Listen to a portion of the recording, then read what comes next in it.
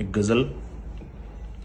ખુદમાં મળશે ઈશ્વર જેવું, ખુદમાં મળશે ઈશ્વર જેવું, સામે રાખો દર્પણ જેવું.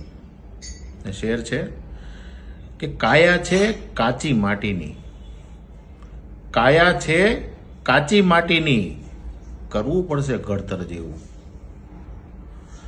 ને ઉષ્મા તમને મળ્યાની છે, ઉષ્મા તમને મળ્યાની છે, તમને લાગ્યું કળતર જેવું.